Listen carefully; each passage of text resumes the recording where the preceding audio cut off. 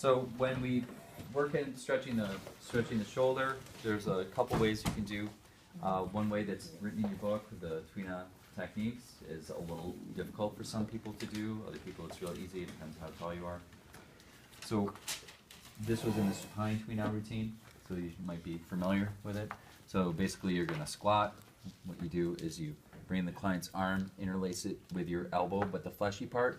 Sometimes people start to pinch because they squeeze too hard here. You don't need to squeeze. Basically, you're just resting their forearm on your forearm, and then the idea is you take and you get set. I am not doing anything yet except getting set. Now you're going to lift upward, and this pulls at the shoulder joint. I push down here slightly to get that last extra bit of stretch, and this is going to get the back and the shoulder complex. And then, see, you pull to the side. This one takes a little effort to do. Lift and pull. Okay. And Chad showed us where we take. Is that what you were just saying? Yeah, I remember. We You take put your this hand, that onto the hand, and other put it right forearm on for here. leverage. You can if you need to. Yeah. Yep, that's an option some people do.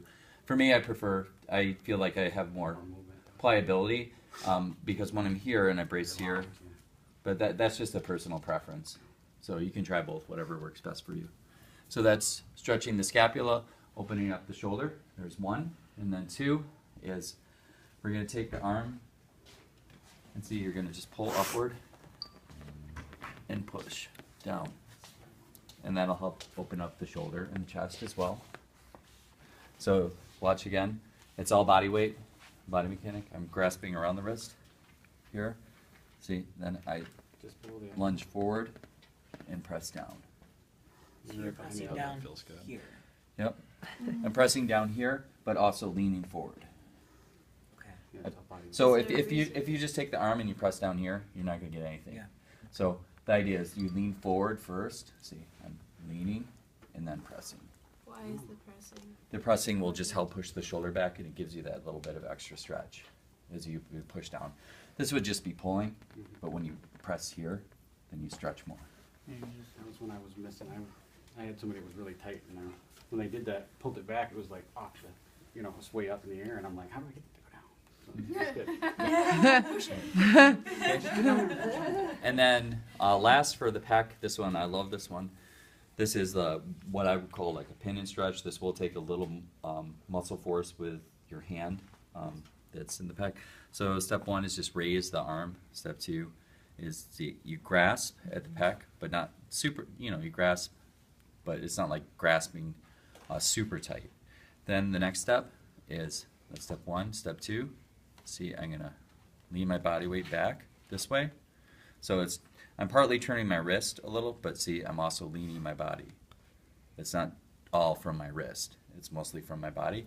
And then with the other hand, as I hold here, I'm going to pull forward as I got all that pec and stretching it out. And if you feel like there's some restriction, you can just hold it in a particular area for a minute. This will take some effort on your part, but it's extremely effective to help to release the pectoralis major. So are you pulling towards Slightly. the feet with like But it's more with body weight. Right. So it's not, I pull a little here, but it's more with my body weight. So again, you lift, 1, 2, hold the muscle back, and then 3, lean forward.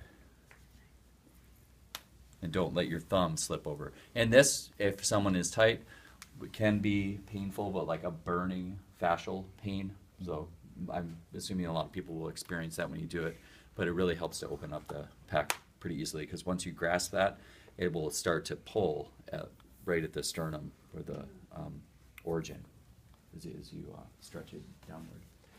So let's make a group and we'll